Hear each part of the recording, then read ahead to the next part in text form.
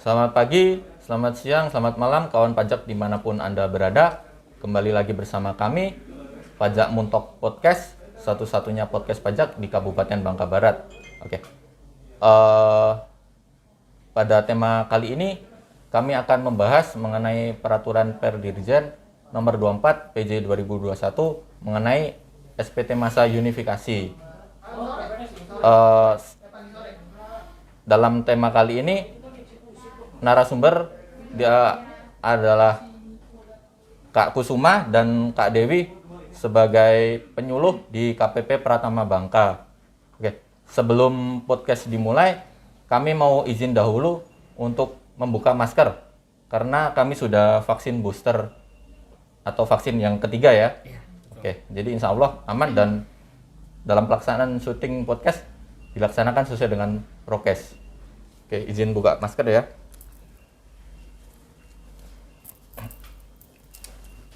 Oke, kemudian apa itu SPT masa unifikasi dan apa itu bukti potong atau bukti pemungutan unifikasi? Mari kita langsung tanyakan saja kepada narasumber. Oke, mungkin di sini saya sedikit mau menjelaskan ya Kak Oke. Iya, apa itu SPT unifikasi. SPT unifikasi itu adalah SPT yang digunakan untuk pemotongan atau pemungutan wajib pajak kepada lawan transaksinya. Nah, di sini di mana di sana mereka akan memotong, menyetor sendiri seperti itu. Nah, di sini SPT masa PPh-nya dibagi menjadi beberapa macam SPT yang nanti digabung menjadi satu di dalam SPT unifikasi itu. Di sana terdiri dari PPh pasal 4 ayat 2, PPh pasal 15, PPh pasal 22, pasal 23 dan 26. Seperti itu, Kak Sapi. Oh, Dan sebagai tambahan karena namanya unifikasi, makanya dia menjadi menjadi satu. Oh, kayak iya. gitu yang mungkin dulu taunya SPT masa pakai SPT masa ayat 2, 22, 23 lainnya, ini makanya menjadi satu namanya SPT masa unifikasi kayak gitu kawan pajak. Jadi nanti nggak akan ada lagi tuh misalnya SPT masa yang terpisah-pisah karena bagi untuk pemotong SPT masa untuk pemotongannya cuma dengan satu, itu SPT masa unifikasi. oke kalau gitu. Terus lanjut, apa sih yang melatar belakangi diterbitkan aturan ini, Kak? Oke, latar belakanginya. Nah, yang pertama itu yang paling jelas itu adanya demi kemudahan untuk kawan pajak semua, untuk wajib pajak nih.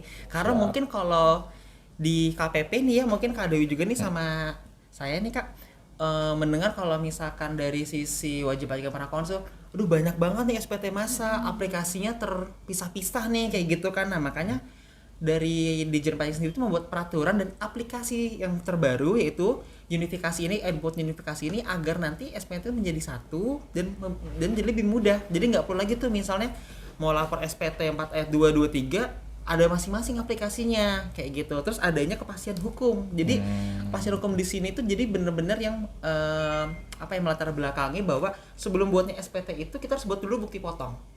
Kayak gitu, jadi nggak bisa kok tiba-tiba ada pemotongan di SPT. Nah, siapa yang dipotong? Kayak gitu, harus ada jadi ada kepastian hukum dari segi siapa yang dipotong dan siapa pemotongnya. Jelas ya identitasnya Jelas, betul, siapa ya. semakin jelas bukti potongnya, pemotongan dan yang dipotongnya, dan juga terkait nominalnya. Terus terkait juga meningkatkan pelayanan kepada wajib pajak, karena dengan adanya ini berarti kan tentu untuk bukti potong tentu jadi lebih mudah karena bukti potong sendiri ini kan dia nanti potnya itu di DJP online KPI.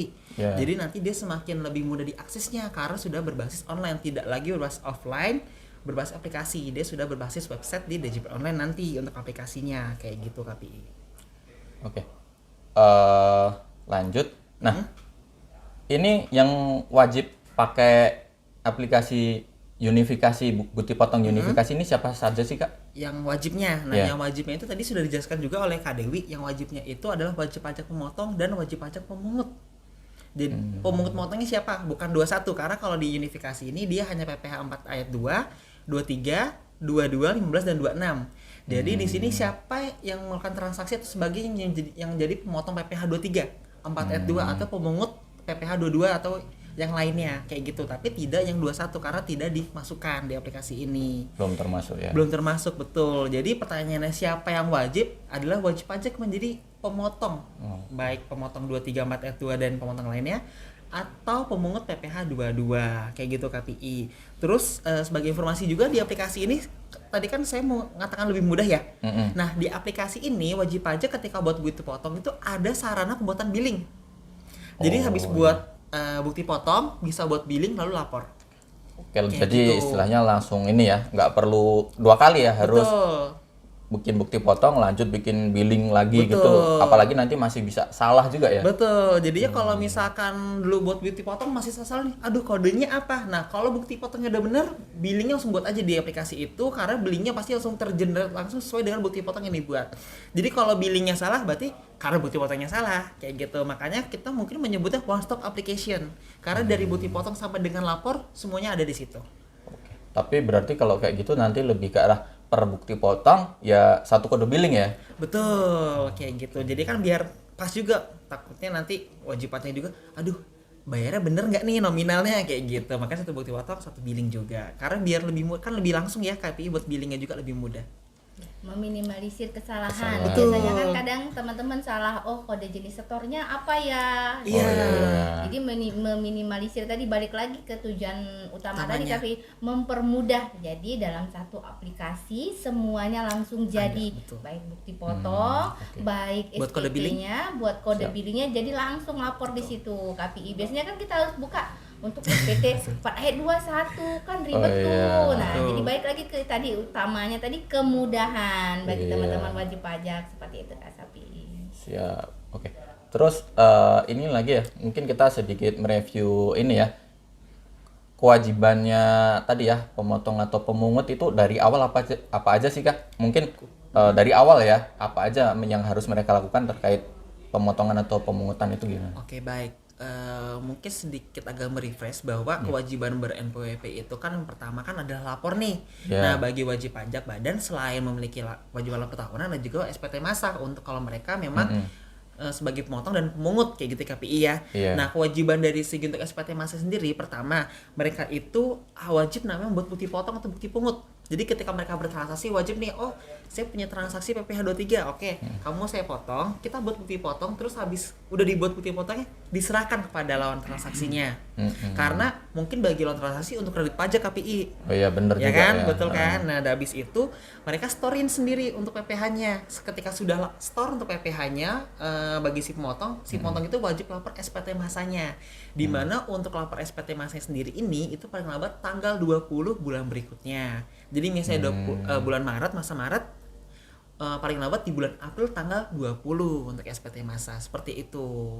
Oke, nah ini tadi harus digarisbawahi ya kawan pajak ya, jangan sampai lupa ya mengenai tadi kewajiban membuat bukti potong, Betul. terus menyetorkan dan batas waktu pelaporannya ya. Ya, tanggal 20. Dan jangan lupa tadi kalau udah bukti potong diserahkan kepada yang dipotong atau rekanannya. Rekanannya ya. Betul. Oke, siap. Oke, lanjut kemudian bagaimana sih Kak cara untuk pembuatan bukti potong itu sendiri? Ya tadi ya bukti potong atau bukti pungut unifikasi ya. Terus apakah ada perbedaan pembuatan bukti potong melalui aplikasi itu? Untuk caranya jika wajib pajak sudah pernah menggunakan IbuPot yang sebelumnya IbuPot per ini ya ISPT, IbuPot, tata caranya masih sama Kak Sapi, hampir sama seperti itu. Tapi ini hanya dirangkum dalam satu online seperti itu, dalam DJP online. Kalau kemarin kan offline tapi terpisah.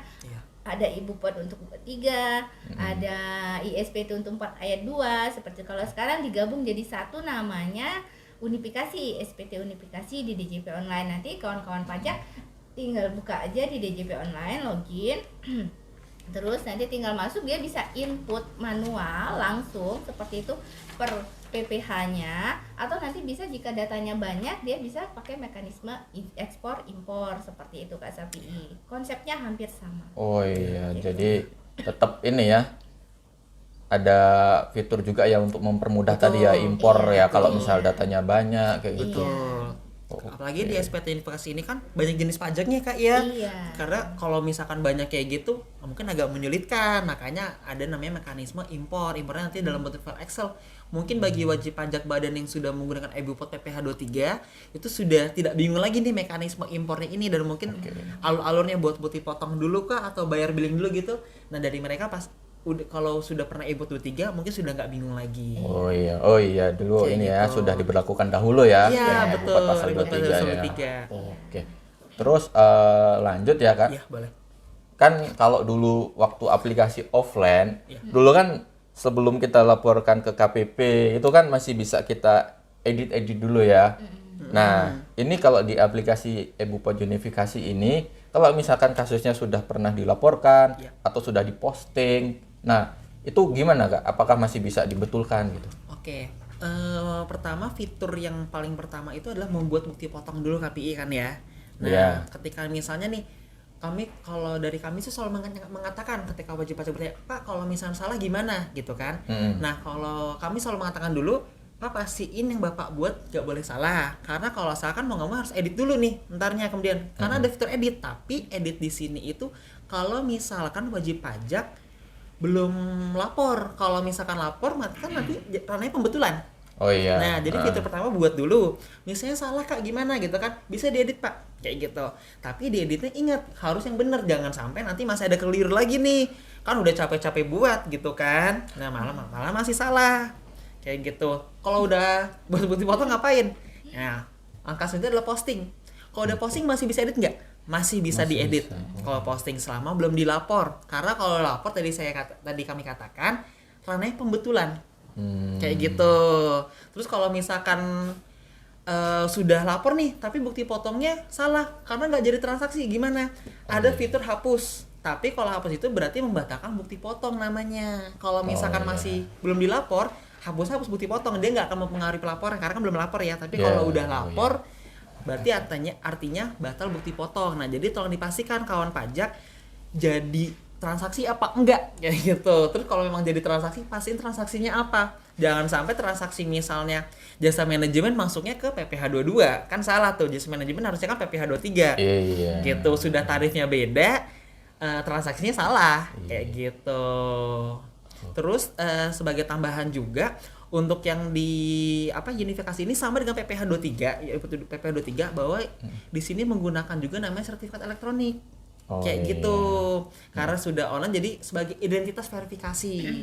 Kayak gitu, disesuaikan juga dengan nanti ada fitur pengaturan untuk penandatanganan seperti EBUPOT 23. Jadi untuk di EBUPOT ini tolong dipastikan juga siapa yang menandatanganin, direkturnya sudah yang terbaru atau masih yang lama.